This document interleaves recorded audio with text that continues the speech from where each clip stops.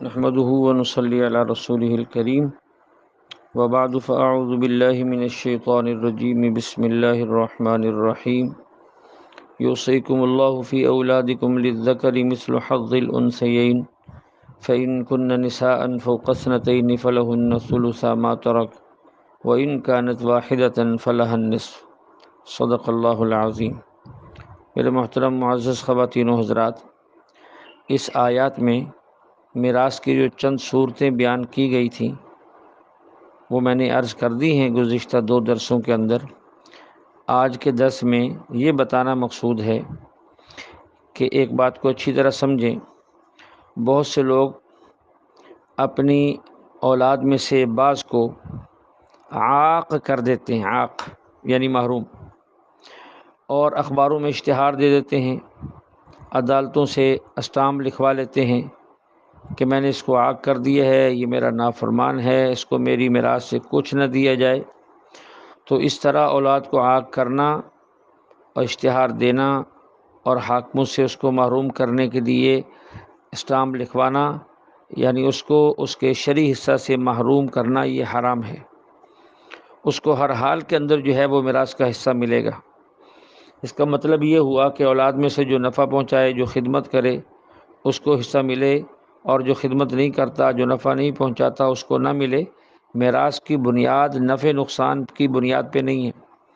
میراث کی بنیاد اس بات پر ہے کہ یہ مرنے والے کی اولاد ہے یا نہیں، یہ اس کا بیٹا یا بیٹی ہے یا نہیں۔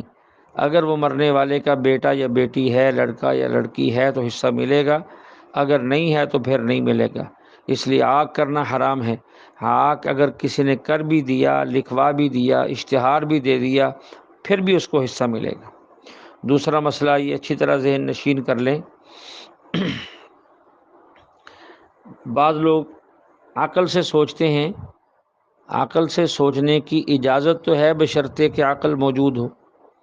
عوام کی عقل موجود نہیں ہے، مجتہدین کی عقل ہوتی ہے، لہذا جو انہوں نے سوچا ہوتا ہے وہ درست ہے، جو ہم سوچیں گے غلط۔ لوگ پوچھتے ہیں جی لڑکا تو مضبوط ہوتا ہے، توانا ہوتا ہے، کمائی کر سکتا ہے، بازاروں میں سب کچھ، تو اس سے زیادہ حصہ دیا گیا ہے، اور لڑکی کمزور ہے، اس نے گھر میں رہنا ہے، نہ وہ کام کر سکتی ہے، نہ کاروبار کر سکتی ہے، نہ کمائی کر سکتی، اس کو حصہ آدھا دیا، اس کی کیا وجہ ہے؟ تو یہ ہماری عقل کا نقص ہے، اللہ کی حکمت اس کے اندر الگ ہے۔ اس بات کو مختصر سمجھیے۔ لڑکی کو حصہ آدھا اس لیے ملتا ہے، ایک تو لڑکی کو جب اس کا نکاح ہوگا اس کے خاوند کی طرف سے مہر ملے گا، یہ لڑکی کو مفت میں مل رہا ہے، اس کو مہر ملے گا۔ ہمارے ہاں چونکہ مہر کا رواج ہی نہیں ہے، ہم تو 2 4 5 10 ہزار پہ اس لڑکی کو خرید لیتے ہیں، جو کہ شرعی طور پہ درست نہیں ہے۔ مہر دیکھا جائے گا کہ عربوں میں کیا تھا، حضور علیہ السلام نے اپنی بیٹیوں کا کیا مہر رکھا، اپنی بیویوں کو کیا مہر دیا، صحابہ کرام میں مہر کی کیا ترتیب تھی، کیا رواج تھا۔ قرآن اس کو قنطار پہاڑوں کے برابر کہہ رہا ہے، کیونکہ ہمارے ہاں عمل کے اندر نہیں ہے۔ تو ایک تو لڑکیوں کو مہر ملتا ہے۔ نمبر 2، لڑکیوں کی جو اولاد ہوگی ان کی پرورش کا، کھانے پینے کا، لباس کا، تعلیم کا، رہنے کا سارا خرچہ وہ اس لڑکی پر نہیں ہے، بلکہ وہ اس کے خاوند پر ہے، وہ جو ہے اس کی ذمہ داری ہے۔ جبکہ اس کے خلاف لڑکے کو ڈبل حصہ اس لیے دیا گیا ہے کہ لڑکا کو مہر ملتا نہیں ہے، بلکہ لڑکے نے اپنی جیب سے اپنی بیویوں کو مہر دینا ہے، یہ اس کی ذمہ داری میں شامل ہے۔ اور اسی طرح لڑکے نے اپنی اولاد کی پرورش پر خود خرچ کرنا ہے، ان کی تعلیم پر بھی کرنا ہے، ان کی خوراک پر بھی کرنا ہے، پوشاک پر بھی کرنا ہے، ان کے رہنے سہنے کی جگہوں پر بھی کرنا ہے۔ یعنی مرد کے ذمہ خرچ کرنا ہی خرچ کرنا ہے، عورت کے ذمہ خرچ کرنا نہیں ہے، اس لیے اس کو حصہ کم دیا گیا ہے اور لڑکے کو حصہ زیادہ دیا گیا ہے۔ تیسری بات یہاں یہ سمجھیں کہ ہمارے ہاں جو ایک عام رواج چل رہا ہے، شاید دنیا بھر میں ہو، ہمارے بر صغیر میں تو یہی دیکھنے میں آیا ہے کہ لڑکیوں کو، بہنوں کو میراث سے محروم کر دی جاتا ہے۔ سارا مال آپس میں بھائی تقسیم کر لیتے ہیں یا بیٹے تقسیم کر لیتے ہیں، یہ حرام ہے، یہ بہنوں پر ظلم ہے، لڑکیوں پر ظلم ہے، اللہ کے قانون سے بغاوت ہے۔ کسی ایک شخص نے، کسی جماعت نے، کسی پنچایت نے یا ملک کے کسی باطل قانون کی وجہ سے اگر سارا مال لڑکوں میں تقسیم کیا جائے، لڑکیوں کو محروم کر دیا جائے، پھر بھی لڑکوں کو وہ حصہ لینا شرعاً جائز نہیں ہے، اس کا استعمال حلال نہیں ہے، وہ ان کے لیے حرام ہے۔ لڑکیوں کے حصے کی باقاعدہ اہمیت ہے۔ اللہ نے قرآن کے اندر یہ فرمایا للذکر مثل حظ الانثیین، لڑکوں کو تو حصہ بیان ہی نہیں کیا، اللہ لڑکیوں کا حصہ بیان کر رہے ہیں کہ لڑکیوں کا جو حصہ ہے لڑکے کو اس سے ڈبل ملے گا۔ لڑکیوں کے حصے کا ذکر ہے، لڑکے کے حصے کا ذکر نہیں، اتنا اہم اس مسئلے کو بیان کیا گیا ہے۔ اور ہمارے یہاں حال یہ ہے کہ ہم مسلمان بھی ہیں، نمازی بھی ہیں، داڑھی والے بھی ہیں، عالم صاحب بھی ہیں، حافظ صاحب بھی ہیں، قاری صاحب بھی ہیں، مفتی صاحب بھی ہیں، مدرسے کے محتمم بھی ہیں، تبلیغ والے بھی ہیں، خانقاہ بھی چلا رہے ہیں، لیکن جہاں بہنوں کو بیٹیوں کو میراث دینے کا مسئلہ آتا ہے سب ڈنڈی مار جاتے ہیں، الا من رحم ربک۔ تو یہ حرام ہے، ناجائز ہے، اس طرح کرنے والا بھی مجرم، اس طرح لینے والا بھی مجرم۔ اور بعض لوگ یہ کہہ کر بہنوں کا مال کھا جاتے ہیں کہ جی انہوں نے معاف کر دیا ہے، وہ تو لیتی نہیں ہے۔ عجیب بات ہے، کسی کو مال مل رہا ہو اس زمانے میں اور وہ معاف کر دے، یہ بات میری سمجھ میں عجیب ہے۔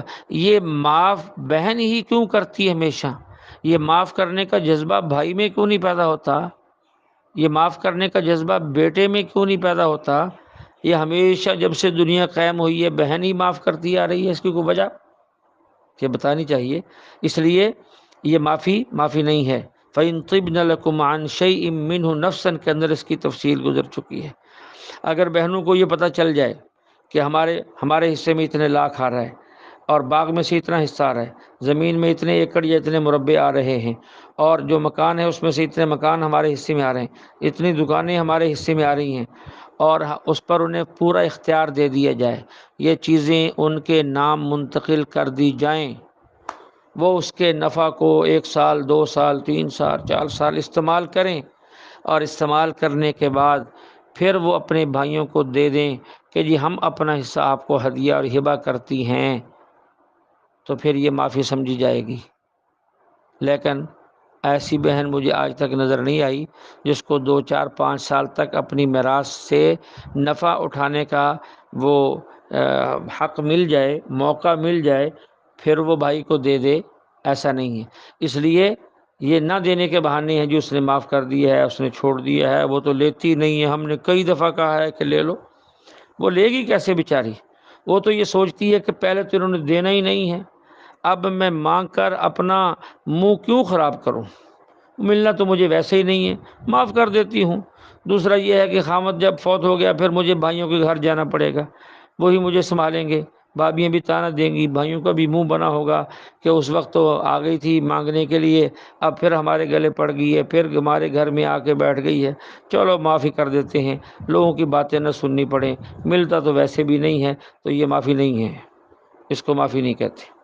اور ایک مسئلہ یہ بھی ذہن میں رکھیں، اوپر جو مسائل بیان کیے گئے ہیں کہ میت کے مال باپ کو اتنا ملے گا، ماں کو اتنا ملے گا، ایک لڑکی ہو تو اتنا، 2 ہوں تو اتنا، لڑکے لڑکی ہوں تو اتنا، یہ جو صورتیں بیان کی گئی ہیں یہ ساری صورتیں کب ہوں گی؟ سب سے پہلے مرنے والے کے ذمے جو قرض ہے وہ ادا کی جائے گا، اس کے بعد جو مرنے والے نے وصیت کی ہے اپنے مال کے بارے میں، وہ شریعت کے مطابق اس کی وصیت جہاں جتنے مال میں نافذ ہو سکتی ہے وہ کی جائے گی، اس کے بعد جو ہے پھر اس کے وارثوں میں اس کا مال تقسیم کیا جائے گا انشاءاللہ۔ اس رکوع کے مکمل ہونے کے بعد میراث کے مسائل کو مزید آسان سہل طریقے سے عرض کر دوں گا تاکہ آئندہ جو ہے وہ دوست و احباب کو نفع ہو اور وہ اپنے مال کو اور اپنے اعزاء اور اقربا کے مال کو بآسانی تقسیم کر سکے۔ اللہ جل شانہ ہمیں مسائل سمجھ کر عمل کی توفیق عطا فرمائے۔ وآخر دعوانا ان الحمد للہ رب العالمین۔